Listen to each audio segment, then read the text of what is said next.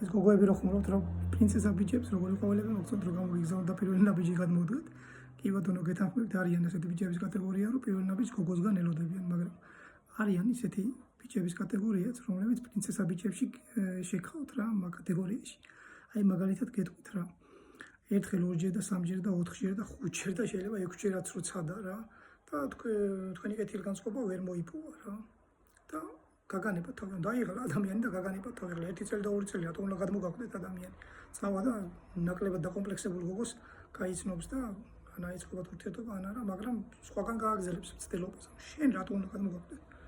ანუ ძალიან აი საქართველოში 99% გოგონების არიან დაკომპლექსებული რა.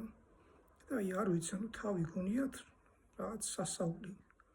აი მათნაირი სხვაგან არ არის.